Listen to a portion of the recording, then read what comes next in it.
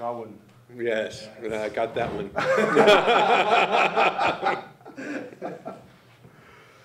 So, we're here in Amsterdam, a lot of beautiful women. Yes. Is that the reason why you love to come to Amsterdam? I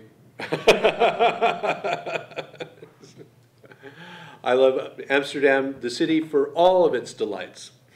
And apart from the women, what are the delights of Amsterdam for you? It's a beautiful city, beautiful city. It's so vibrant and alive and open. Good energy. Excellent. Yeah. Excellent place, yes. In America, do you live in a city like Amsterdam, or is it very There is no city like Amsterdam Okay. in America. I live outside of Los Angeles by the sea, and it's a very beautiful spot. quiet, or It's quite heavily populated, but the sea is always quiet. okay? And in the town you live in, or the city, Yes. are people interested in this message? A few, everywhere in the world. Mm-hmm. Always a few. But sometimes when you go shopping for groceries, someone stops you in the aisle of the milk and says, Mr. Liquorman, can I ask you a question? So and so, or is it not something which is talked about at the supermarket? It is not something that is talked about at the supermarket, and I certainly don't offer it anywhere. I go where I'm asked. I answer when I am asked, but I am not here to tell anyone how to live, what the truth is. So this is not something like spread the word, tell everybody Not the at great all. mystery is revealed. If I had the truth, I would offer it. But I do not have the truth. I can only point to it. So there is something like the truth, or? There is a fundamental underlying reality or truth, but it is not knowable in the way that we normally think of knowing something.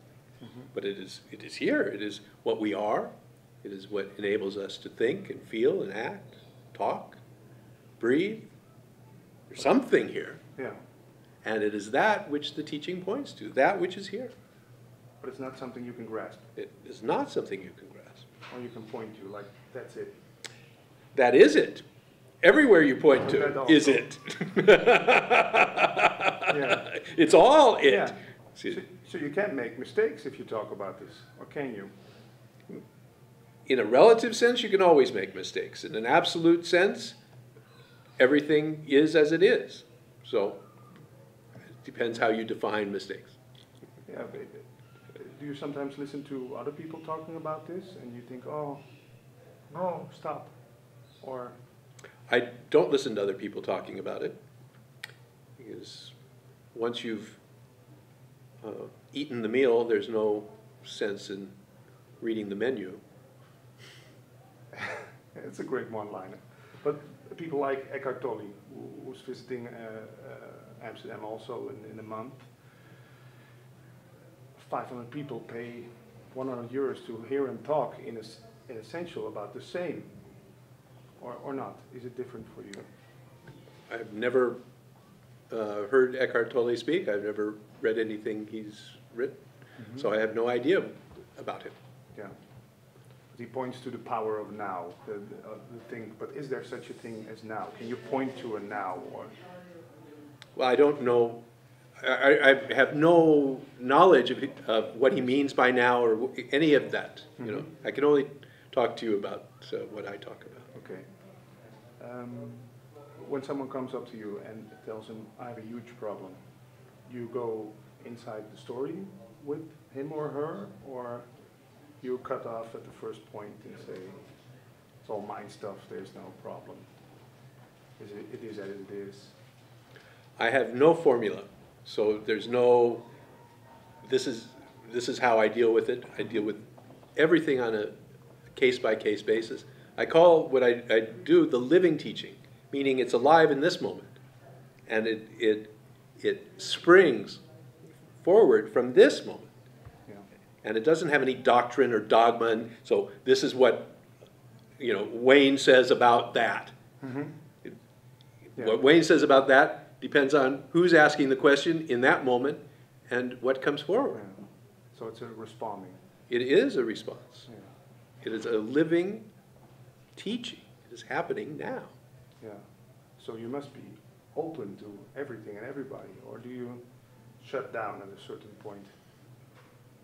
I don't know what you mean by that. Well, I experienced some opening, or how do you call it, that you are very open in a sense that nothing goes, what's the right English word,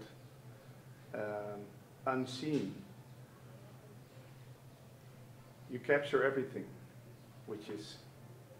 I wouldn't say I capture it, I would say I accept it.